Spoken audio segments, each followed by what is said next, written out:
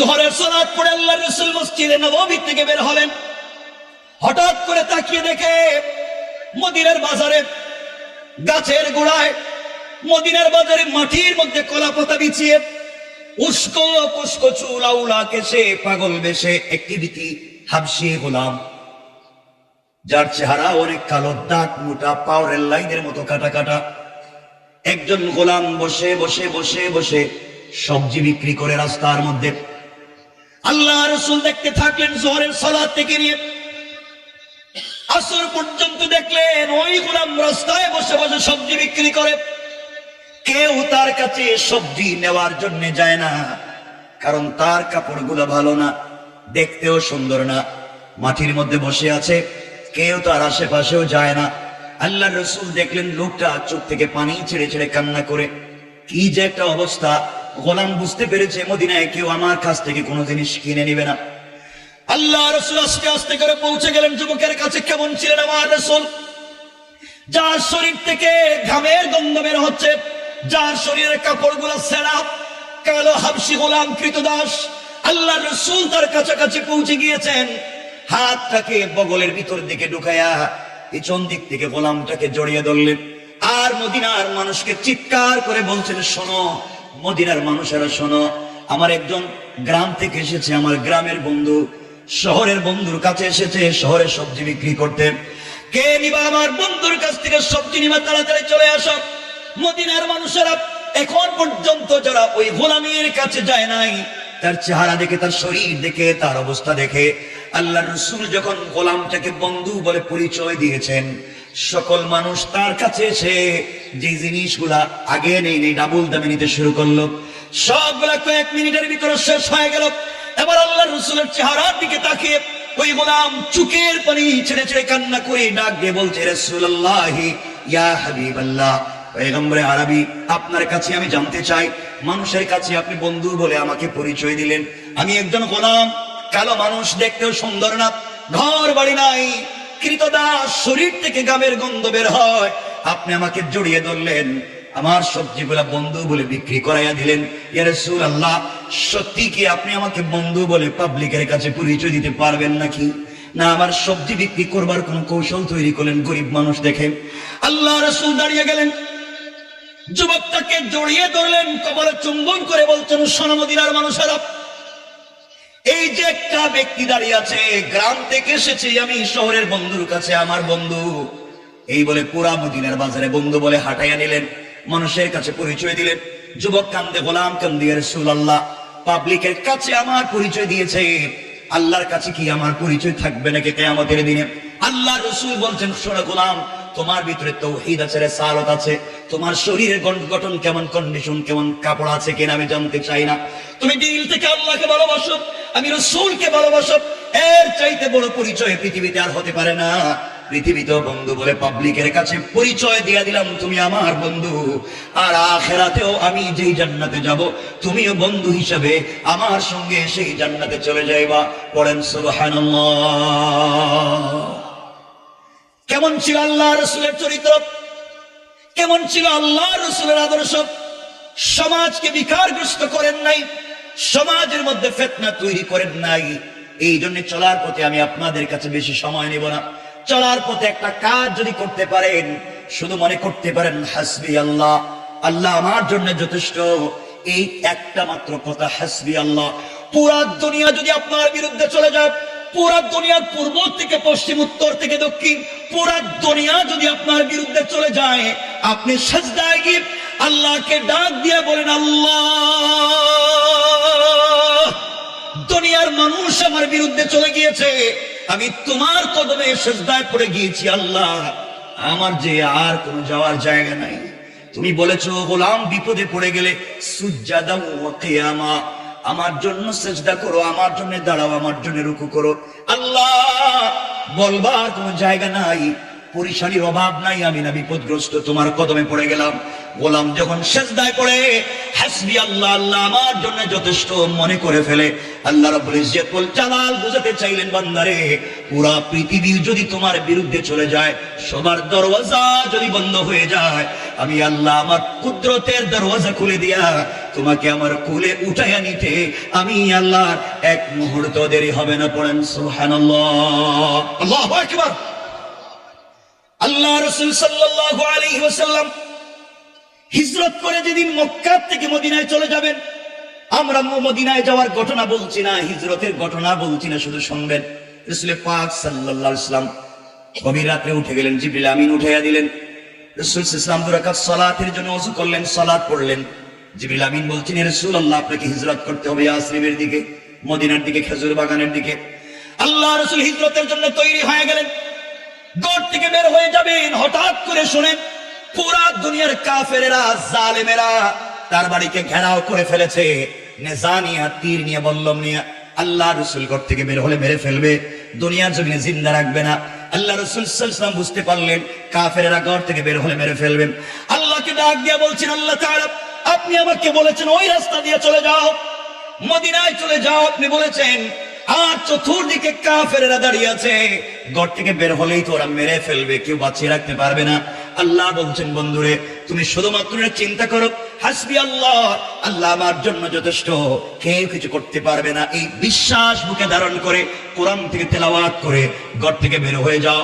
ঘর থেকে বের হয়ে যাওয়ার দায়িত্ব তোমার, আর তোমাকে হেফাজতের জিম্মাদার স্বয়ং আমি আল্লাহ। আল্লাহ রাসূল সাল্লাল্লাহু আলাইহি ওয়াসাল্লাম দরজার কাছে পৌঁছে গেলেন, দরজা খুলবেন। আল্লাহকে ডাক দিয়ে বলছেন, আল্লাহ, আমি জানি আপনি আমাকে বাঁচাবেন। পৃথিবীর সকল মানুষ যদি বিরুদ্ধে চলে যায়, কেউ কিছু করতে পারবে না, আপনি বাঁচাবেন। ওয়ালাকিন লিয়াতমাইন্না কলবি, কিন্তু অন্তরে প্রশান্তি পাই না। আয় আল্লাহ, আত্মরক্ষা করবার জন্য যদি কোনো জিনিস দিতেন, যা দিয়ে আত্মরক্ষা করা যায়, আমার উম্মতেরা যেন বুঝতে পারে, জালেমের জুলুমের শিকার হলে সম্মান বাঁচাবার জন্য, আত্মরক্ষা করবার জন্য প্রস্তুতি নিতে পারে। আল্লাহ তাআলা, আপনি আমাকে ব্যবস্থা করে দেন। আল্লাহ বলছেন, বন্ধুরে, তুমি যদি আত্মরক্ষা করতে চাও, হাতের মধ্যে কিছু বালি নেও, অথবা কঙ্কর নেও, অথবা পাথর নেও, দরজা খুলে সামনের দিকে নিক্ষেপ করো, কেউ তোমার কিছু করতে পারবে না। আল্লাহ রাসূল বলছেন, আল্লাহ তাআলা ওদের হাতে আধুনিক অস্ত্র চতুর্দিকে দাঁড়িয়ে আছে, ঘর থেকে বের হলে মেরে ফেলবে। আর আপনি বলতেন বালি হাতে নেওয়ার জন্য, কঙ্কর হাতে নেওয়ার জন্য। আমি দরজা খুলে যদি সামনের দিকে নিক্ষেপ করি, ডাইনে বামে পিছনে চতুর্দিকে কাফেরেরা আছে, ওরা তো আমাকে মেরে ফেলবে। আল্লাহ, কেমনে বাঁচবো? আল্লাহ বলছেন, বন্ধুরে, আমি যথেষ্ট তোমার জন্য, এটা মনে করে কঙ্কর গুলা সামনের দিকে নিক্ষেপ করবা, আর চতুর্দিকের কাফেরদের চুকে চুকে পৌঁছে দেওয়ার জিম্মাদার স্বয়ং আমি আল্লাহ। আল্লাহু আকবার। আল্লাহ রাসূল আল্লাহর কথার উপরে বিশ্বাস করলেন, দরজা করলেন, সামনের দিকে কতগুলা পাথর নিক্ষেপ করলেন, তোমার কঙ্কর মারলেন। তাকিয়ে দেখেন কাফেরেরা চোখ রগড়াতে লাগলো, চোখ মুছতে লাগলো। ডাইনে বামে পিছনের কাফেরেরা চোখ মুছতে লাগলো। লম্বা কথা, আল্লাহ রাসূল মদিনায় পৌঁছে গেলেন। ঘটনা এখানে শেষ হয়ে যেতে পারতো, কেউ রাসূলকে ধরতে পারলো না। একদিন আল্লাহ তাআলা তার বন্ধুকে বলছেন, বন্ধুরে, ওই দিন না পৃথিবীর সকল মানুষ তোমার বিরুদ্ধে চলে গেল, গভীর রাত্রে কেউ ছিল না, একমাত্র ঘরের ভিতরে তুমি ছিল আর আলী ছিল। আলীকে তো বিছানায় শোয়া দিছিলা। ওই সময় ঘর থেকে যে বের হলা, পৃথিবীর লাখ লাখ হাজার হাজার কাফেরেরা তোমার ঘরের সামনে দাঁড়িয়েছিল, কেউ তোমারে দেখলো না। যারা দরজায় দাঁড়িয়েছিল মেরে ফেলবার জন্য, তারাও দেখলো না। ব্যাপার কি, কেমনে গেলা? আল্লাহ রাসূল চোখের পানি ছেড়ে বলছেন, আল্লাহ তাআলা, কেমনে গেলাম তা তো আমি বুঝি না, আপনি আমাকে বলছেন জন্য আমি তো মারলাম। পিছনের ডাইনে বামের কাফের থেকে কেমনে বাঁচলাম আমি জানি না। আল্লাহ রাব্বুল ইজ্জত ওয়াল জালাল বলছেন, বন্ধু শোনো, আমা রামাইতা ইযা রামাইতা ওয়ালাকিন্নাল্লাহা রামা। আল্লাহ রাব্বুল ইজ্জত ওয়াল জালাল বলছেন, বন্ধুরে, তুমি যখন আমার উপরে ভরসা করে হাতের কঙ্কর গুলো সামনের দিকে নিক্ষেপ করেছিলা, বিশ্বাস অনেক বেড়ে গিয়েছিল, রব আছে। ওই সময় তোমার হাত, এটা তোমার থাকে নাই, আমি আল্লাহর কুদরতের হাত হয়ে গিয়েছে। আর আমি আল্লাহ নিজের হাত দিয়া জালেমদের চোখে চোখে পৌঁছে দিয়েছি। আল্লাহু আকবার। এই রব এখন আছেন না নাই? কথা বলেন, আছেন না নাই? এজন্য ভেঙে পড়ে যাবেন না, কষ্টে পড়ে গেলে ভেঙে পড়ে যাবেন না। কেউ আপনার কথা শুনছে না, শুনছেন কে? কোথায় বলবেন? কোথায় বলবেন? সেজদায় গিয়ে। কোথায় বলবেন? কথা বলেন, কোথায় বলবেন? সেজদায় গিয়ে বলবেন। রব আপনার কথা শুনবেনি। এই কথাগুলো বলেই আমরা আলোচনা সংক্ষেপ করব। চমৎকার একটা ঘটনা আপনাদেরকে বলতে চাই। কিতাবের নাম তারিখ ইবনে জারির তাবারি। আল্লামা জুলফিকার নকশবন্দি খুতুবাতে জুলফিকারে চমৎকার করে ঘটনা নিয়ে এসেছেন। আল্লাহর উপরে ভরসা করলে পৃথিবীতে বেঁচে থেকেও জান্নাতের স্বাদ পাওয়া যায়। আমরা অনেক পরেশান থাকি, আমরা অনেক কষ্টে থাকি, আমার কিছু হলো না, আমাকে দিয়ে হবে না, আমি মনে হয় পারবো না, পৃথিবীর সকল মানুষ তোমার বিরুদ্ধে লেগে গেল, সব ভুলে যাও। রসুল পাক তো পুরো দুনিয়া, এমনকি তার ঘরের মানুষও তার বিরুদ্ধে চরণ করেছেন। আল্লাহ পাক রসুল পাক ইসলামকে সরকারে কায়নাত বানিয়ে দিয়েছেন। এই জন্য আমি পারবো, আপনিও পারবেন, শুধুমাত্র আপনাকে আমাকে দাঁড়াতে হবে ভরসা করে। কার উপরে? আর জোরে বলেন, কার উপরে? এই কথাটা আপনারা মনে রাখবেন। যে কথা বলতে চাই, এটা হযরত ফাতেমা রাদিয়াল্লাহু তাআলা আনহার জিন্দেগি থেকে একটা ছোট্ট ঘটনা নিয়ে এসে আমরা আলোচনাকে সংক্ষেপ করব। আমরা বসে আছি, দাঁড়িয়ে আছি, কষ্ট পাচ্ছি, খুব লম্বা করব না, কয়েক মিনিট।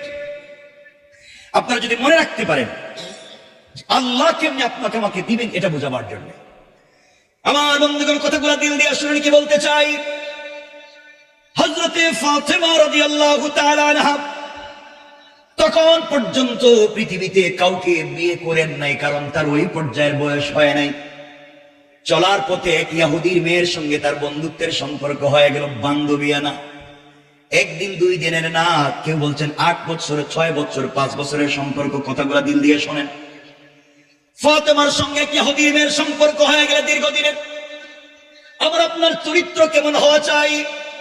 হযরত ফাতেমা রাদিয়াল্লাহু তাআলা আনহার কাছে ওই মেয়েটা প্রতিদিন সকালবেলা আসে, সারাদিন থাকে, বিকাল বেলা চলে যায়। এত আমানতদার, এত ভদ্র, এত সৎ চরিত্রবান মেয়ে পৃথিবীতে আর নাই। ইহুদির মেয়েটা আশ্চর্য হয়ে গেল, মানুষের চরিত্র কি এত সুন্দর হতে পারে, এত অমায়িক ব্যবহার হতে পারে, সবার সঙ্গে চমৎকার কথা বলে, কাউকে গালি দেয় না, গীবত শিকায়াত করে না, সমালোচনা করে না। মেয়েটা হযরত ফাতেমার চরিত্র দেখে অভিভূত হয়ে গেল, কিন্তু কালিমা পড়ে মুসলমান হয়নি। ওই মেয়েটা আস্তে আস্তে বড় হয়ে গেল। ইহুদির মেয়েটা একদিন তার বাবার কাছে গিয়েছে, বাবার কাছে গিয়ে বলছে, আব্বা জান, আমি এই পৃথিবীতে একজন মেয়েকে খুব ভালোবাসি, পছন্দ করি, মুহাম্মদ ইবনে আব্দুল্লাহর মেয়ে। তার কাছ থেকে অনেক সুন্দর সুন্দর কথা পেয়েছি, আদর্শ পেয়েছি। ইহুদি চিন্তা করছে আমার মেয়েটা বোধহয় আস্তে আস্তে ওর সাথে মিশে মিশে আবার খারাপ হয়ে যায়। কারণ আপনার ছেলে যদি একজন ইসলামী আন্দোলনের কর্মীর সঙ্গে মিশে যায়, টাকনুর উপরে প্যান্ট পরবে, হয়তো মুখে দাড়ি রাখবে, পকেটে মেসওয়াক থাকবে, কিন্তু আপনার কাছে জঙ্গির মতো দেখা যায়। মনে রাখবেন, আপনার সন্তান একজন ভদ্র যুবকের পাশে থাকবার কারণে সালাতি হয়েছে, নামাজ কায়েম করে, কিন্তু সে যদি আরেকজনের কাছে যেত, হয়তো চান্দাবাজ আর দুর্নীতিবাজ হয়ে যেত। কোন ঠিক কিনা? মনে রাখবেন মুসলমানেরা কি বলতে চাই, সমাজে আপনার সন্তানকে বন্ধু নির্বাচনের ব্যাপারে আপনি দেখবেন আপনার সন্তান কাকে বন্ধু বানাচ্ছে, কার সঙ্গে মেলামেশা করে, কার কাছে যায়। আপনার বন্ধু যার কাছে গেলে রাস্তায় চান্দাবাজি করতে পারে, মদ খেতে পারে, জুয়া খেলতে পারে, ফেন্সিডিল খেতে পারে, এমন মানুষ যত ভালো দেখাক তার সঙ্গে বন্ধুত্ব করা যাবে না। আর রিক্সাওয়ালার ছেলে, ভ্যানওয়ালার ছেলে, সেও যদি নামাজি হয়, আমানতদার হয়, দাড়িওয়ালা হয়, পরহেজগার হয়, এমন ব্যক্তির সঙ্গে বন্ধুত্ব করলে খুশি হয়ে যাবেন আমার আল্লাহ। কথা কি বুঝতে পারলেন? আমার কথা কি বুঝতে পারতেছেন? মনে বুঝতে পারেননি? কথা বুঝতে পারতেছেন? একটু হাত তুলে দেখান তো দেখি কার কার অসুবিধা হচ্ছে।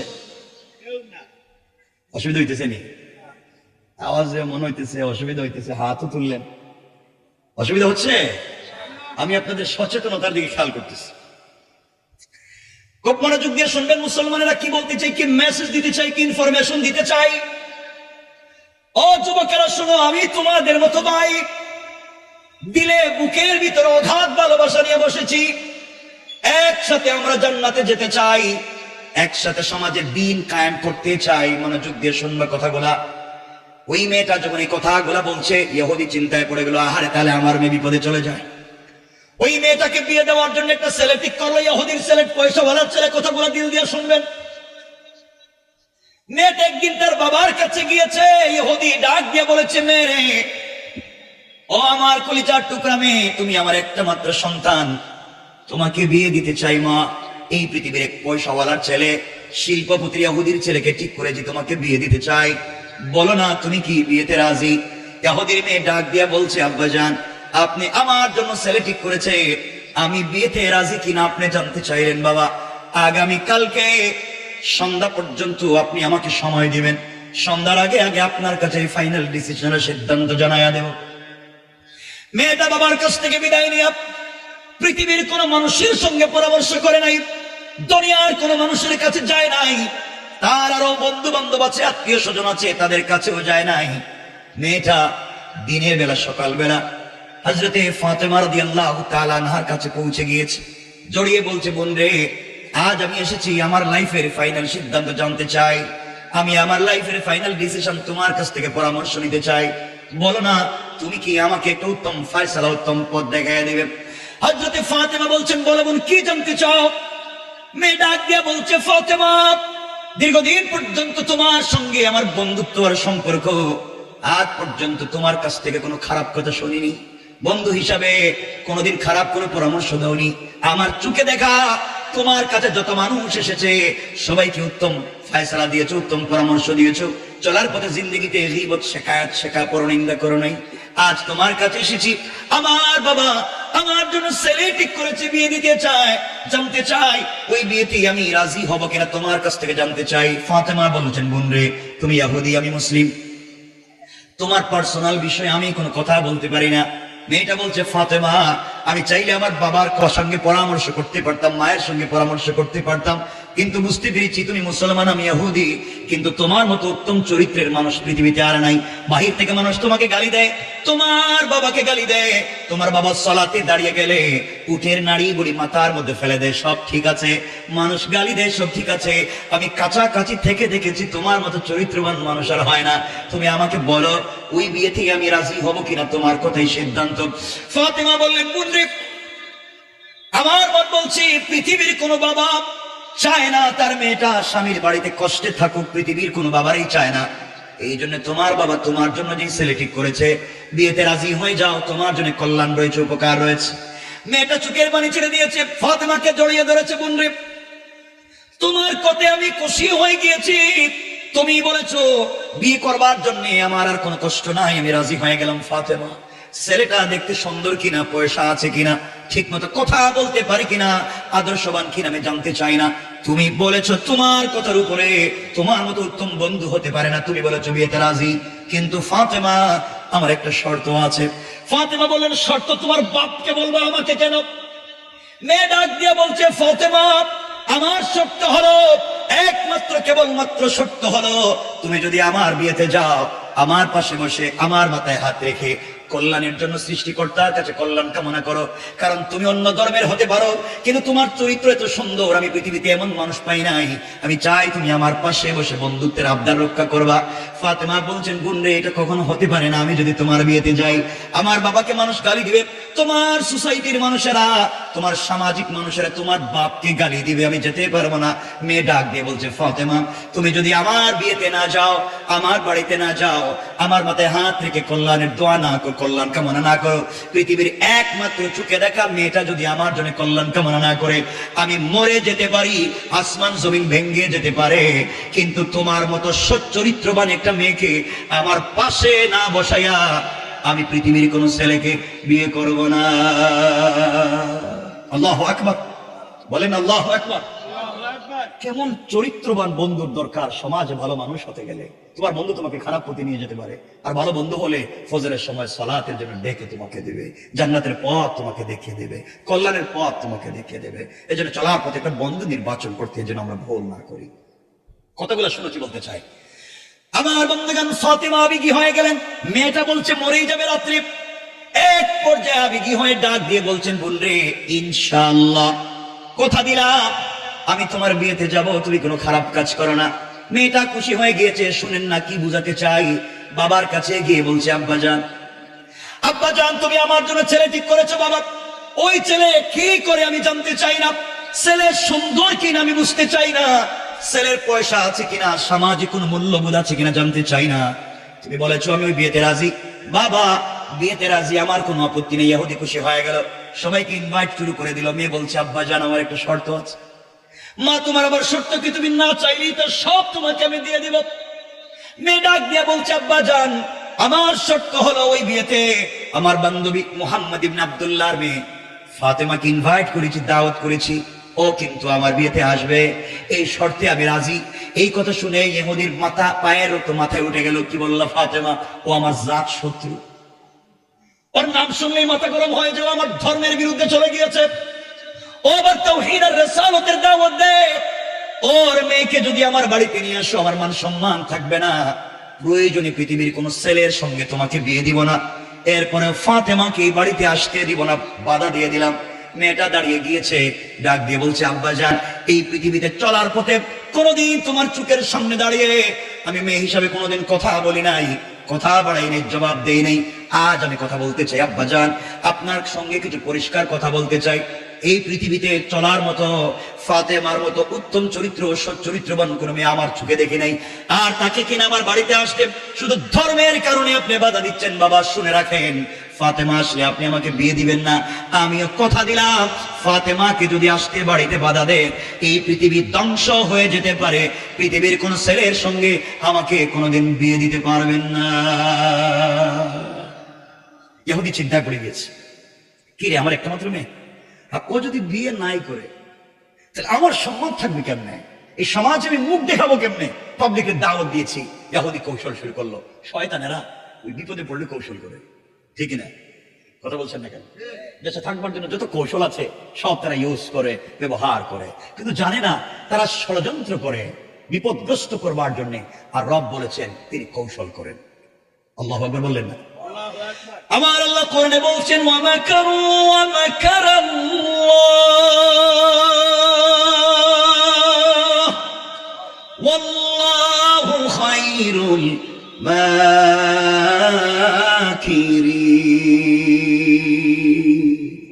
তোমরা কিসের ষড়যন্ত্র করছো? রব বলছেন আমি তো সর্বশ্রেষ্ঠ কুশলী, তোমাদের সকল ষড়যন্ত্র ব্যর্থ হবে। আরেক জায়গায় রব বলেছেন, ইন্না কাইদাশ শাইতানি কানা দাইফা, সকল কুট কৌশল আমি রবের কাছে মশা মাছির চাইতে আর দুর্বল। পড়েন না সুবহানাল্লাহ। বিশ্বাস রাখতে হবে কার উপরে? কথাগুলো শুনেন না কি বলতে চাই আমার বন্ধুগণ, কথাগুলো দিল দিয়ে শুনেন কি বলতে চাই। ইহুদি ষড়যন্ত্র করে, কৌশল করে তার মেয়েটাকে বলছে, মারে তুই শোন, ফাতেমাকে আসতে দিতে হবে, আপত্তি নেই, ফাতেমা আসো, আমার কোনো আপত্তি নেই, তাও বিয়েতে রাজি হ। মেয়েটা খুশি হয়ে গিয়েছে। এবার ইহুদি বলছে, শোনো, আমার একটা শর্ত আছে। বাবা, তোমার আবার শর্ত কি? আমার শর্ত হলো, আমি যে সোসাইটিতে বড় হয়েছি, সবাই পয়সাওয়ালার ছেলে মেয়ে, তোমার বিয়েতে যারা আসবে দামি দামি অর্নামেন্টস, জুয়েলারি পরে আসবে, দামি দামি গিফট নিয়ে আসবে। মুহাম্মদ ইবনে আব্দুল্লাহ গরিব মানুষ, 3 বেলা 1 বেলা খাবার নাই, থাকবার মতো ঘর নাই, তার ঘরে মাসের পর মাস চলে যায়, চুলায় কোনো আগুন জ্বলে না। তার মেয়ে যখন কাপড় পরবে, ছেঁড়া কাপড়, পুরাতন কাপড় পরে, সে যদি ছেঁড়া কাপড় পরে তোমার বিয়েতে আমার বাড়িতে আসে, মান সম্মান ইজ্জত থাকবে না।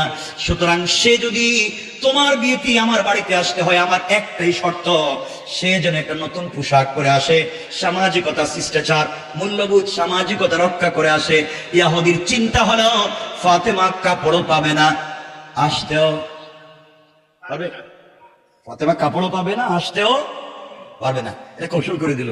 মেয়েটা দৌড়াইয়া ফাতেমার কাছে এসে বলছে, বোন, তোমার নাম শুই না আমার বাপ গালি দেয়, তোমার বাপরেও গালি দেয়, দেখতেই পারে না। এখন তুমি বিয়েতে যাও, আমার বাপ তো কিছুতেই মানে না। একটা শর্ত দিছে, তুমি যদি একটা নতুন পোশাক পরে যাও। ফাতেমা এই কথা শুনে চোখের পানি ছেড়ে হাওমাও করে কাঁদতেছে। বলবি কি বললি? আমাদের ঘরে মাসের পর মাস চলে যায়, চুলায় কোনো আগুন জ্বলে না, আমার কোনো অনুযোগ নাই, আমার কোনো অভিযোগ নাই, আমি তো সব রবের জন্য করে ফেলেছি, দুনিয়ায় কতদিন কষ্ট করব, এটাই তো নিয়ম। কিন্তু আমি বাপের কাছে বলতে পারবো না, বাপ তো নিজেই কষ্ট করেন দিনের জন্য, আমি বাবার কাছে কাপড় চাইতে পারবো না। মেয়েটা বলছে, ফাতেমা, তুমি যদি কাপড় না পাও তাহলে আমি আজকে রাত্রে তোমার চোখের সামনে মরে যাবো, কারণ তুমি ছাড়া আমি বিয়ে করবো। আল্লাহ আকবার বললেন না? জোয়ানেরা বলো না আল্লাহ আকবার। তোমাদের অবস্থা এমন কেন জোয়ানেরা? তোমাদের তো স্পিড থাকবার কথা ছিল, স্পিড এমন ব্রেক করলো কেন? কষ্ট হচ্ছে? হযরতে ফাতেমার কাছে ওই মেয়েটা গিয়ে পরামর্শ চাইলো। আমাদের সোসাইটিতে, আমাদের ইউনিভার্সিটিতে পড়ছে, আমাদের কোন মেয়েকে যদি তার বাপকে বলে, মা তোমার জন্য একটা ছেলে ঠিক করেছি, ছেলেটা দেখতে খুব সুন্দর, নামাজি, ভদ্র, মেসওয়াক করে, তোমাকে বিয়ে দিতে চাই, তুমি কি রাজি? মেয়ে বলবে, বাবা আপনি কি বলছেন? আই ডোন্ট নো, আমি তো এটা জানি না, আমি সরি, আমাকে ডিস্টার্ব করবেন না, আপনি বলতেছেন আমাকে বিয়ে দিবেন, আমি তো 5 বছর আগে মোগলা বাজারের এক বল্টুর ছেলের সাথে প্রেম করে কাম সেরে লইছি, ঠিক না? এটা ঠিক হয়েছে কেটে? এতক্ষণ কইছি ঠিক কয় না, এখন ঠিক হয়েছে কেটে? কেন দেখতে খুব গরম দেখতেছি, এতক্ষণ বললাম কিছু বলে না। বাবা আপনি আমার জন্য ছেলে ঠিক করছেন, আমি তো অনেক আগেই লাইন কাম সেরে লইছি। এটা হচ্ছে আমাদের সোসাইটির কন্ডিশন। কিন্তু মেয়েটা পৃথিবীর কারোর সঙ্গে পরামর্শ করতে চায়নি, গিয়েছে হযরতে ফাতেমার কাছে। সুবহানাল্লাহ বলেন না? দেখেন, ভালো মানুষের সঙ্গে সম্পর্ক হলে ওটা আর কিছু করুক আর না করুক, পারুক আর না পারুক, আপনাকে একটা চমৎকার ডাইনের রাস্তা দেখিয়ে দেবে, একটা রিজন, আপনি একটা লাইন দেখিয়ে দিবে, আপনি একটা ভালো পথ দেখিয়ে দিবে। রাসূল পাক সাল্লাল্লাহু আলাইহি ওয়াসাল্লাম এই জন্যই বলছেন তোমরা চলার পথে বন্ধু নির্বাচন করো, কারণ তোমরা আতরওয়ালার কাছে যদি যাও, সে যদি আতর তোমাকে নাও দেয়, তার বডিতে আতর থাকবার কারণে তোমার বডিতে সুঘ্রাণ লাগবে। আর যদি তুমি কোন কর্মকারের কাছে যাও, কামারের কাছে যাও, তুমি যদি কামারের কাজ নাও করো, তার কাছে বসবার কারণে ধোঁয়াও লাগবে, বডি কালো হয়ে যেতে পারে, ঠিক কিনা? এই জন্য আমাকে চলবার পথে চমৎকার বন্ধু নির্বাচন করতে হবে। ভালো মানুষ নিজেকে হতে হবে, ভালো মানুষ সমাজকে বানাতে হবে। খুব মনোযোগ দিয়ে কথাগুলো শুনেন। আসলে রব যে আমাদেরকে কি দিতে পারেন শুনেন, কষ্ট হচ্ছে না তো? করো আমার মুসলমান বন্ধুগণ, কথাগুলো দিল দিয়ে শুনেন কি বলতে চাই। এবার ইহুদির মেয়েটা চোখের পানি ছেড়ে ফাতেমাকে ডাক দিয়ে বলেছে, ফাতেমা, তোমার সঙ্গে আমি একটা কথা বলতে চাই। তুমি আমাকে কতদিন বলেছো এই পৃথিবীর একজনের সঙ্গে তোমার সম্পর্ক, তোমার প্রেম, পৃথিবীতে একজনকে তুমি মন প্রাণ উজাড় করে ভালোবাসো। ফাতেমা, তুমি আমাকে বলেছো তোমার সৃষ্টিকর্তা আল্লাহর সঙ্গে তোমার গভীর সম্পর্ক, সারাদিন কষ্ট করে না খেয়ে কে কাটাইয়া দাও, রাত্র হয়ে গেলে অন্ধকার যখন হয়ে যায়, সিজদায় পড়ে রবকে যখন ডাক দিয়ে বলছো আল্লাহ। ফাতেমা, তুমি আমাকে বলেছো সিজদায় গিয়ে যখন আল্লাহকে ডাক দিছো, রব তোমার কথাগুলো ভালো করে শুনে নামাজে দাঁড়াইয়া সূরা ফাতিহা তিলাওয়াত করে রব তোমার কথার জবাব দেয়।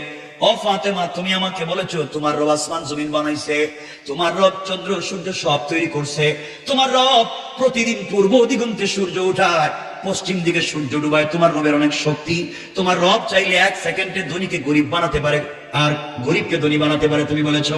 ফাতেমা, তাই যদি সত্য হয়, তার জন্য যদি তুমি জীবন যৌবন বিসর্জন করে থাকো, একমাত্র তাকে ভালোবেসে তাকে পাওয়ার জন্য যদি এত কিছু করে থাকো, সারাদিন কষ্ট করো, রাত হয়ে গেলে কদমে সিজদায় পড়ে কান্না করে বলো আল্লাহ, তুমি ছাড়া যে আমার আর কেউ নাই, আমি জানি এই পৃথিবীতে আমার চাইতে অনেক তোমার মায়ার বান্দা বান্দি আছে, রব তুমি জানো তুমি ছাড়া আমার যে আর কোনো আল্লাহ নাই, বলো না কার দরজে যাব, কার কাছে গিয়ে মনের ব্যথা গুলো খুলে বলবো।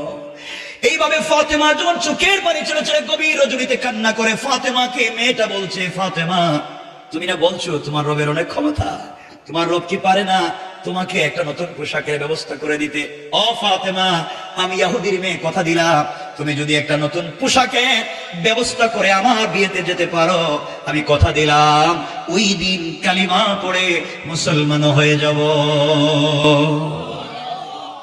ফাতেমা আবেগী হয়ে গেছেন এই কথা শুনে, সাথে সাথে বলে ফেলতেন, ইনশাআল্লাহ কথা দিলাম আমি তোমার বিয়েতে যাব এবং এই পৃথিবীর সব থেকে দামি কাপড় পরে যাব। সুবহানাল্লাহ, এটা কালকে করি ওয়াজের পরে, সবাই বলেন একটু সুবহানাল্লাহ। কেমন জানি হয়ে যাইতেছে এরা। আমার বন্ধুগান, ফাতেমা আবেগ নিয়ে বলছেন ইনশাআল্লাহ যাব। মেয়েটা বাপের কাছে গিয়ে বলছে, আব্বা, ফাতেমা কিন্তু আসবে এবং নতুন কাপড় পরে আসবে, এদিকে দূর থাকবার জায়গা নেই, খাওয়ার মতো পয়সা নেই, আবার নতুন পোশাক পরবো, টাকা পাইবো কই, যা টাকাও পাবে না, আসতেও পারবে না। এই কথাটা শুনে ফেলছেন আমার আল্লাহ। আল্লাহু আকবার বললেন। রব বলতেছেন, শয়তান যে আমাকে ভালোবাসে, তুই তাকে এভাবেই ছোট করলি, এভাবেই তার চরিত্র নিয়ে কথা বললে, আমি রব সিদ্ধান্ত নিলাম আমি ফাতেমাকে এই বাড়িতে পাঠাবই। আল্লাহু আকবার। রব চাইলে পারবেন না? পারবেন কি না জোরে বলেন না? পারবেন। ও শোনেন মনোযোগ দিয়ে আমার বন্ধুগণ, কত চমৎকার পরিবার হযরতে ফাতেমা রাদিয়াল্লাহু তাআলা আনহা। যেই দিনে কথাগুলো হচ্ছে ওই দিন থেকে 1 মাস পরে বিয়ে। কয় মাস? 1 মাস পরে বিয়ে। কিন্তু ওই 1 মাসে অনেক ঘটনা ঘটেছে, অনেক ঝামেলা হয়েছে, এই সবগুলো আমরা রাখলাম, লম্বা করতে চাই না। 1 মাস বিয়ের আগে অনেক ঘটনা এখানে ঘটছে, এগুলো বলে লম্বা হয়ে যাবো। আমরা ডাইরেক্ট চলে গেলাম আগামীকাল কি বিয়ে, কোন দিন, মধ্যখানের 1 মাসের ওয়াজিটা রেখে দিলাম, কারণ এটা বলার মতো লম্বা সময় আমাদের নেই। বিয়ে কোন দিন বলেন না? আগামীকালকে বিয়ে, 1 মাসের ওয়াজ বাতিল। আগামীকালকে বিয়ে। মেয়েটা আজকে সন্ধ্যার সময় এসে ফাতেমাকে বলছে, বোন কালকে না আমার বিয়ে, তুমি কি কাপড় পেয়েছ? ফাতেমা বললেন, কি বলো, আমি তো ভুলে গেছি, কালকে যে তোমার বিয়ে এটা তোমার মনেই নাই। মেয়ে বলছে ফাতেমা তাইলে বোধহয় আমার কপালের বিয়ে নাই, আমার মরা ছাড়া কোনো পথ নাই, কারণ তুমি যখন থাকবে না তাহলে আমার বিয়েতে আর যাওয়ার দরকার নেই। ফাতেমা বলছেন চিন্তা করিস না, আমি যাকে বলি হাসবি আল্লাহ, আল্লাহ আমার জন্য যথেষ্ট। এখনো 12 ঘন্টা 1 রাত বাকি আছে, রব চাইলে রাতের ভিতরেই ব্যবস্থা করে দিবে। আল্লাহু আকবার। আমার বন্ধুগণ, মেয়েটা চলে গেছে। হযরতে ফাতেমা রাদিয়াল্লাহু তাআলা আনহার রাত্র গভীর হয়েছে, আমাদের গভীর হয়ে গেছে, 12:30 হয়ে গেছে, গভীর হয়েছে না? গভীর হয়ে গেছে, রাত্র গভীর হয়ে গেছে। ফাতেমারও কি হয়েছে? ফাতেমা গভীর রাত্রে মুসল্লা বিছিয়ে দিয়েছেন, সেজদায় পড়ে গিয়েছে। ওকে বলতেছে, ফাতেমা গভীর রজনীতে সেজদায় পড়ে চোখের পানি ছেড়ে আল্লাহকে ডাক দিয়া বলেছেন, আল্লাহ, এই পৃথিবীতে বলবার মতো আর কোনো জায়গা নাই। আয় আল্লাহ, আমার যদি মায়ের পেটের একটা ভাই থাকতো, আমি ফাতেমা ভাইয়ের কাছে গিয়ে মনের কথাগুলা খুলে বলতাম, ভাই কিন্তু আমার কথাগুলা শুনতো। আল্লাহ, আমার যে ভাই নাই। আয় আল্লাহ, আমার যদি কলিজার টুকরা মা খাদিজা এই পৃথিবীতে বেঁচে থাকতেন, আমার মা মক্কার সব থেকে ধনী মেয়ে ছিলেন, মহিলা ছিলেন, তোমাকে ভালোবেসে আমার বাবার প্রেমে পাগল হয়ে সবগুলা সম্পত্তি দ্বীনের রাস্তায় ব্যয় করে দিল। আল্লাহ, মাও যে দুনিয়ার জমিনে নাই, আমি মায়ের কাছে বলবার মতো জায়গা নাই। আমি যে আমার বাবার কাছে বলবো, বাবা সারাদিন তোমার গোলামদেরকে নিয়ে রাত দিন মাঠে ময়দানে ঘুরে বেড়ায়, মাসের পর মাস চলে যায়, ফাতেমার ঘরের চুলে আগুন জ্বলে না। আল্লাহ, কোনদিন তোমার কাছে কোনো অনুযোগ অভিযোগ করি নাই। আজ তোমার কাছে একটা কথা আমি বলতে চাই, সত্যি আমি তোমাকে ভালোবাসি, মন প্রাণ জড় করেতে সন্দেহ নাই, কিন্তু তুমি আমাকে কতটুকুন ভালোবাসো আমি জানি না। চলার পথেই তো মনে করি হাসবি আল্লাহ, তুমি আমার জন্য যথেষ্ট, এই পৃথিবীতে তুমি ছাড়া আমার কেউ কিছু করতে পারবে না। আয় আল্লাহ, আজ তোমার কাছে একটা জিনিসের আবদার করতে চাই, ফাতেমার চাহিদা পূরণের জন্য না, ফাতেমার সৌন্দর্য বাড়াবার জন্য না, এমন একটা কাপড়ের আবদার তোমার কাছে করতে চাই। আমার বাবা দ্বীনের দাওয়াত নিয়ে হাটে মাঠে যায়, আমি মেয়ে মানুষ হওয়ার কারণে যেতে পারি না। আয় আল্লাহ, তুমি আমাকে একটা কাপড়ের ব্যবস্থা করে দাও, এই কাপড় পরে আগামীকালকে ইহুদির মেয়ের বিয়ে বাড়িতে যেতে চাই। এটা যেন তাবলীগের দাওয়াত হয়ে যায়, দ্বীনের দাওয়াত হয়ে যায়। কাপড় পরে ইহুদির মেয়ের বিয়ে বাড়িতে যাব, ওই বাড়িতে যত মহিলারা একত্রিত হবে, জমা হবে, সকল মহিলারা যেন কালিমা পড়ে মুসলমান হয়ে যায়। এভাবে কাঁদলেন, সালাত শেষ করে ফেললেন। গভীর রজনীতে দরজা জানালা বন্ধ, হঠাৎ করে তাকিয়ে দেখে ঘরের কর্নারে 2টা কাপড়ের প্যাকেট। একটু জোরে বলেন আল্লাহু আকবার। কাপড় 2টা প্যাকেট হাতে নিলেন, কিরে দরজা জানালা বন্ধ দিয়ে গেল, কিরে দিলটা কি? কলিজার টুকরা প্রিয় বাপ যে কোনো বেঁচে আছেন, রাসূল পাক সাল্লাল্লাহু আলাইহি ওয়াসাল্লামের কাছে বলছেন, আব্বা জান 2টা কাপড় কে দিয়ে গেল? নবীজি প্যাকেটটা খুললেন, একটা প্যাকেট খুলে দেখেন, একটা প্যাকেট একটা সালোয়ার, একটা কামিজ, আর একটা প্যাকেট একটা ওড়না। 3 টুকরা কাপড় জান্নাতি মহিলাদেরই হবে, সালোয়ার কামিজের ওড়না। রাসূল পাক দেখেন সালোয়ার কামিজে স্টোন দেয়া, পাথরের টুকরা দিয়ে ডিজাইন করা, আর ওড়নার মধ্যে গ্লাসের টুকরা দিয়ে ডিজাইন করা। প্যাকেট যখন খুলছেন, সাথে সাথে প্যাকেটের ভিতর থেকে জান্নাতুল ফিরদাউসের মিশকে আম্বরের গ্রাম বের হয়ে গিয়েছে। আমি যে আশ্চর্য হয়ে গেলেন, এটা কোনো ফ্যাশন ডিজাইনের সঙ্গে যায় না, পৃথিবীর কোন ডিজাইনের সঙ্গে যায় না, এত চমৎকার কোথায় কাপড় পেয়েছে? হঠাৎ করে শুনেন দরজার মধ্যে কে নক করতেছে। কে তুমি? ইয়া রাসূলুল্লাহ, আনা জিবরাইল। জিবরাইল এত রাতে কেন? ইয়া রাসূলুল্লাহ, আল্লাহ আপনাকে সালাম দিয়েছেন, একটা কথা বলতে বলছেন। হযরতে রাসূল পাক বলছেন, ফাতেমা একটু ঘরে যাও তো। জিবরাইল আমিন আসছেন, ইয়া রাসূলুল্লাহ কাঁদতেছেন কেন? রাসূল বলছেন, কান্দি, ওই যে কাপড়, আমার মেয়ে কাঁদছে, কি দিয়ে গেল খুঁজে পাইতেছে না। জিবরাইল আমিন বলছেন, ইয়া রাসূলুল্লাহ কাঁদবেন না, আল্লাহর পক্ষ থেকে সালাম নেন। আপনার মেয়ে ফাতেমা সকল কাজে কর্মে আল্লাহকেই যথেষ্ট মনে করে, একমাত্র আল্লাহ ছাড়া তার জন্য আর কোনো কথাই চলে না। আজকে সেজদায় পড়ে রবের কাছে কাঁদতে কাঁদতে একটা কাপড় চাইছে। রব চিৎকার করে আমাকে বলছেন, জিবরাইল, যে আমার জন্য জীবন যৌবন বিসর্জন করতে পারে, যে আমার জন্য সারা রাত সেজদায় পড়ে কাঁদতে পারে, যাও না জান্নাতুল ফিরদাউস থেকে একটা পূর্ণাঙ্গ ড্রেস কাপড় নিয়ে ফাতেমার ঘরে হাজির হয়ে যাও। ইয়া রাসূলুল্লাহ, এটা তো আমি নিয়ে এসেছি। রাসূল পাক আর কতক্ষণ কাঁদলেন যে আমার মা মরা মেয়েটাও আল্লাহর সঙ্গে কত চমৎকার সম্পর্ক করতে পারছে। লম্বা কথা আমরা সংক্ষেপ করে দিচ্ছি, কষ্ট হচ্ছে যে আমাদের দরকার তো আছে, আমাদের বহুত কাজ আছে, লম্বা করতে চাইতেছি না। আর আব্দুর রহমান অনেক কষ্ট করে মাদ্রাসার জন্য, আব্দুর রহমানের তো অনেক আগে থেকে ছিলেন, আর আব্দুর রহমানকে আমি নিয়েছিলাম, অনেক ভালো ছেলে, অনেক পরিশ্রম করতে পারে, অনেক কষ্ট করছে মাদ্রাসার জন্য। কয়েক মিনিট কেউ উঠবেন না, উঠবেন ইনশাল্লাহ, উঠবেন কয়েক মিনিট আমরা আমরা সংক্ষেপ করব, এরপরে হুজুর আসবেন, দোয়া করবেন, এরপরে তাবারুক আছে না তোমার, তাবারুক না সিন্নি, সিন্নি সিন্নিও আছে, তাহলে আপনারা সিন্নিও কিতা খাইতানি, খাইতানি না সিন্নি, সিন্নিও খাইয়া যাইবা গিয়ে সপ্তাহ তে বুক আমরা কয়েক মিনিট ইনশাল্লাহ, ইনশাল্লাহ খুব কা ওখন মাত বুঝরা নি তো ওলা হইলে তো বাদে আমি হইতে পারি না, এলাই হইতে পারলাম না, এলা হইলে তো আমি শেষ করতে পারি না। আমার বন্ধুগণ, সংক্ষেপ কথা, রাসূল পাক ফাতেমা বলেছেন, মা এই কাপড়টা নিয়ে যাও, আগামীকালকে ইহুদির মেয়ের বিয়ে বাড়িতে যাইবা, কিন্তু মা সাবধান, খবরদার, বানাতে চায় সে তো পর্দা করবি, করবে না। রাসূল বলতেছেন উম্মতকে শিক্ষা দেওয়ার জন্য, কারণ আমাদের আজকালকের মায়েরা যেদিন নতুন পোশাক পরে, অর্নামেন্টস জুয়েলারি পরে, এরপরে লিপস্টিক, চিনেননি লিপস্টিক, দেখছেন না মনে কোনদিন, লিপস্টিক, আলতা, আলকাতরা, এরপরে ওই যে আইলানা জাইলানা, মাস্কারা মাস্কারা, এরপরে ওই যে হিল, সবগুলো যেদিন পরে খুব স্মার্ট হয়, বিউটিফুল, এক্সট্রা অর্ডিনারি করে ফেসকে, ওই দিন কিন্তু পর্দা করে না, ঠিক না বলে? এতগুলো লাগাইছে কি পর্দা করার জন্য? এই জন্য দেখানোর জন্য। সুতরাং তারা দেখা এই জন্য জাহান্নামে চলে যায়। রাসূল পাক উম্মতকে শিক্ষা দিলেন ওগুলা দেখানো হারাম, হালাল না হারাম। সংক্ষেপ কথা, ফাতেমা বিয়ে বাড়িতে পৌঁছে গেলেন, যেই বাড়িতে ঢুকছে পুরো বাড়ি জান্নাতুল ফিরদাউসের কাপড়ের আলোতে আলোকিত হইয়া জান্নাতুল ফিরদাউসের কাপড়ের গানে মুখরিত হয়ে গেছে। এই বাড়ির সকল মহিলারা এসে ফাতেমাকে বলছে, বোন তুমি গরিবের মেয়ে, আমরা বলছিলাম তো আসতে পারবে না, টাকা নাই পয়সা নাই, এত দামি কাপড় কোথায় পাইছো? ফাতেমা বলছেন এটা কিনে আনছি। কি করছি?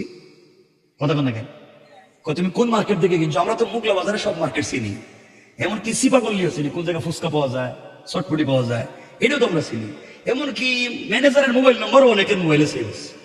কথা কোন দেখেন, ফাতেমা কোন জায়গা থেকে কিনছো? ফাতেমা বলছে এমন মার্কেট থেকে কিনছি তোদের বাপ দাদা এই মার্কেটের নামও শুনে নাই। আল্লাহু আকবার বললেন না? তো মহিলাদের জিদ একটু কম না বেশি? কথা বলেন না, বেশি না? মাঝে মাঝে ফিডায় না? হ্যাঁ কইছে সাফা কিতাবা, হ্যাঁ ফিডাইনি, বউয়ে ফিডাইনি, মাঝে মাঝে বউয়ে মারে, এরকম কত হইলো জায়গা, এটা না বউয়ে মারে না, আপনারা বউরে ফিডেন। ওই দিন একজন আমার কইলো বউরে মারতে মারতে, চাচা বউরে মারতে মারতে কইতেছে তুই আমার আব্বা কর। চিন্তা কর, বউ মায়ের খেতে খেতে বলতেছে তুই আমার বাপ, আমার ছেড়ে দে। বন্ধু বান্ধবের কাছে গিয়ে বলতেছে তোমরা আমার সিনোনির, আমি কেটা? বউরে বাপ ডাকে ছেড়ে দিছে। শয়তান আল্লাহর জিগে, আল্লাহ আমার শয়তান বানাইছিল কে রে? আমি তো বউরে জিন্দেগিতে ফিরিয়ে বাপ ডাকি না। চিন্তা করছেন আমরা হে কামলা, ঠিক না?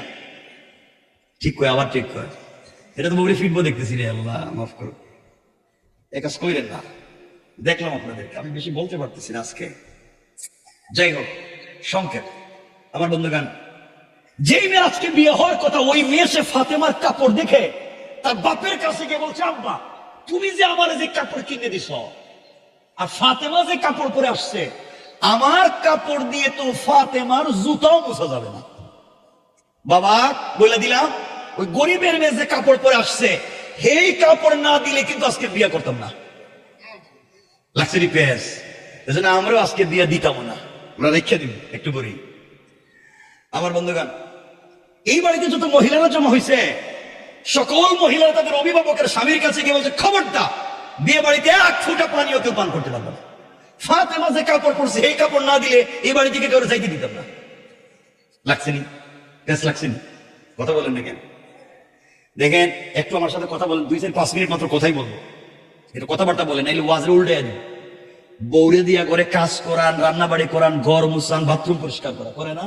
এবার হাঁস মুরগ থাকলে তাও দেখে, গরু ছাগল থাকলে তাও দেখে, কেউ অসুস্থ হইলে তারেও দেখে, বাচ্চা খাচ্ছে তাও দেখে, হে ওয়াজ করে দিব, সব আপনি করা লাগবে। কথা বুঝলি? বৌরে রান্না করে আপনি খাওয়াইতে, বৌরে কুলে লই আপনি আটতে হবে, এমনকি ছোট ছোট বাচ্চা যদি থাকে হেরেও আপনি দুধ খাওয়াইতে হবে। এটা করা যাইব না? কিন্তু এরা তো কিছু কয় না, হি ওয়াজ করে দিন আজকে ঘরে যেতে পারবেন না। বউ কইব দরজা বন্ধ, আগে কাজ শেষ করে আসো। এখন বলেন কি হি ওয়াজ করতাম নি আমি? ওরে জিনা রে বাবা, সে রে বাবা জিনা। ঠিক আছে, তাইলে তো আমার সঙ্গে কথা বলতে হবে, পারবেন তো ইনশাআল্লাহ? জোরে বলেন না ইনশাআল্লাহ। পরিবারকে চমৎকার করতে হবে। মাঝে মাঝে বাসায় গেলে বউরে সালাম দিন। হ্যাঁ মামা তুমি সালাম দৌড়ি বউরে, তুমি বাসায় রেখে থাকো। আমি সালাম দিই বেটাকে বাসায়, সালাম দিন হে বেটাকে বাসায় সালাম দিবেন তো ইনশাআল্লাহ। মাঝে মাঝে স্ত্রীকে সালাম, যে কথায় কথা চলে আসছে, লম্বা হয়ে যাচ্ছে, আমি বিপদে পড়ে যাচ্ছি। কথায় কথা হাদিস বলি, দুটো হাদিস, একটা মেশকাত বাবু তিব্বে ও রেখা, একটা সামাইলে তিরমিজি। আমরা যেন আয়েশা বলেন, যেই করে স্বামী স্ত্রীকে সালাম দেয়, স্ত্রী স্বামীকে সালাম দেয়, আল্লাহ এই করে 100 থেকে 300টা বারাকাতের দরওয়াজা খুলে দেন। যেই করে স্বামী স্ত্রীকে সালাম দেয়, স্ত্রী স্বামীকে আওয়াজ করে সালাম দেয়, তাদের হার্ট, কিডনি, লাঞ্চেও যদি কোনো রোগ থাকে আল্লাহ তা থেকে মুক্ত করে দেন। এজন্য আজকে ঘরে গেলে বউরে সালাম দিয়ে কিছু পায় না দিকে না। আমার বাবার মতো যারা ফাঁসা, তারা কইতেছে রে বাবা তুমি এই ওয়াজ করতে কইছে কেডা? এই ওয়াজ করলে তো আজকে 60 বছর হয়ে গেছে বিয়া করছি, সালাম দিছি না, দিলে তো ফিরেই বউ। সালাম দিবে তো ইনশাআল্লাহ? ইনশাআল্লাহ। আজকে দরজায় গিয়ে ওয়াজ শেষ করে দরজা দাঁড়াইয়া বলবেন, স্ত্রী আসসালামু আলাইকুম ওয়া রাহমাতুল্লাহ। বউ কইব বুড়ের আজকে কোন বুতে দিল, এই হঠাৎ সালাম দিয়ে দেখতেছি মনে হয় মগলা বাজারে কোনো কাম ঘটে গেছে, আর আমার সালাম দিয়ে একটু ভাব মারতেছে। ঠিক নেই, এটা ঠিক করেন, সমাজকে সুন্দর করেন, মোটিভেট করেন, কাউন্সিলিং করেন, চমৎকার একটা পরিবার তৈরি করেন। যাক, লম্বা করতে চাই না আমার বন্ধুগণ, শেষ কথা। হযরতে ফাতেমা রাদিয়াল্লাহু তাআলা আনহা মহিলাদেরকে বলছেন এক জায়গা থেকে কাপড় কিনছে, মহিলারা বলছে বলো কোন জায়গা থেকে। ফাতেমা বললেন শোনো, যে মার্কেট থেকে কাপড় কিনেছি ওই মার্কেটের নাম জান্নাত। যেই দোকান থেকে কাপড় কিনেছি, যেই শোরুম থেকে কাপড় কিনেছি, ওই দোকানের নাম হলো জান্নাতুল ফিরদাউস। মহিলারা চিন্তা করছে জান্নাত, জান্নাতুল ফিরদাউস, এটা তো নামও শুনছি না, আমাদের মার্কেটের নাম তো বল্টু মিয়ার মার্কেট। এটা কি কয়? ফাতেমা এই মার্কেটে যাওয়ার রাস্তা কোন দিকে, কোন দিক থেকে এই মার্কেটে গেছে? ফাতেমা বললেন শোনো, দুনিয়ার সাধারণ রাস্তা দিয়ে মার্কেটে যাওয়া যায় না, ওটা ভিআইপি রাস্তা, যে কেউ চাইলে রাস্তা দিয়ে যেতে পারে না, রাস্তার একটা নাম আছে। মহিলারা বলছে বলো। ফাতেমা বললেন ওই রাস্তার নাম হলো ইহদিনাস সিরাতাল মুস্তাকিম। ও মহিলারা, সিরাতে মুস্তাকিম নামক রাস্তা দিয়ে যদি চলো রে, সামনে গেলে জান্নাত নামক মার্কেট পাইবা, ওখানে গেলে জান্নাতুল ফিরদাউস নামক দোকান পাইবা, ওখানে গেলে আমার চাইতে আরো দামি দামি কাপড় পাইবা। মহিলারা বলছে তাহলে বলো আমরা ওই মার্কেটে যাইতে চাই, ওখান থেকে কাপড় কিনতে চাই। ফাতেমা বলছেন সব ঠিক আছে, কিন্তু সত্যি হইলো কি তা আমি কাপড়টা কিনি নাই। ও কিনোস নাই তাহলে তখন বললাম না মার্কেট থেকে কিনছো? না না, আমার সাথে একজনের প্রেম, আমি একজনকে দিল মন উজাড় করে ভালোবাসি, তো তার কাছে রাত্রে কইছিলাম যে একটা কাপড় লাগবে, বিয়েতে যাইতাম, হ্যাঁ আমার এই কাপড়টা দিছে। এ কিন্তু জান্নাতেরও মালিক, জান্নাতুল ফিরদাউসের মালিক, আমার বন্ধু, আমি তার সাথে প্রেম করি, হ্যাঁ আমার এই কাপড়টা দিছে। সুবহানাল্লাহ বলেন। মহিলারা বলতেছে আমরাও তো প্রেম করি, আমাদের তো গার্ল বয়ফ্রেন্ড আছে, ওরা তো 2 টাকা দিয়ে বাদামও কিনে দেয় না, আর যদি দেয় তাহলে হে ওর দিয়ে খাইয়া দেয়। তুমি যে কি করলা, সব দিকে তোমার দিয়ে দিতেছে। ফাতেমা, মহিলারা বলছে ফাতেমা আমরা ওই জায়গায় যাইতে চাই। এখন ওরা যাইবো, ওই জায়গায় গিয়ে আমরা আরো লম্বা সামনে ওয়াজ চলে যাইতেছে, এই জন্য কয়েক মিনিট রাখলাম, বুঝলেন নাকি? দেখা স্যার আব্দুর রহমান আমরা যেতেছে না, কষ্ট হইতেছি না আপনাদের? লম্বা হয়ে যেতে পারে, আপনারা উঠবেন আর আমি কষ্ট পাবো, এই জন্য এই ঘটনা শেষ করতে চাইতেছি না। হ্যাঁ চাচা আপনার বাড়ি কু, এই জন্যই তেমন কইতেছে বাবা রে বাবা, জাটালে বাইরে জামাইতে বিয়ে বাড়ি হতো। জায়গা লম্বা করতে চাই না, ঘটনা শেষ করলে 10 মিনিট লাগবে কমপক্ষে। আরো এটা শুনেন, আমরা আরো একটা কাজ করে ফেলি, যদি করি আর যদি আপনারা থাকেন দিলে ঘটনা বলবো না ইনশাল্লাহ। আসেননি আপনারা? চমৎকার একটা ঘটনা। কথা হচ্ছে এখন এই মহিলারা কিন্তু সবাই মুসলমান হবে একসময়। কেমনে হবে? ফাতেমা কি করবেন তাদের সঙ্গে, তিনি কেমনে বাড়িতে আসবেন এবং তারা কেমনে সিরাতে মুস্তাকিম উঠবে, চমৎকার একটা আলোচনা। আমরা ওদিকে আর নিতে চাই না, নিব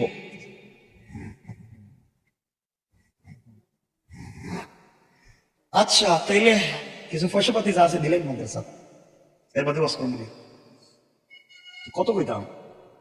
5-2 হাজার কইতাম নিবা বাকি নানগণ উল্টা মারতে নাকি এখন উঠলে কিন্তু খবর আছে টাকার কথা কইতেছি তো।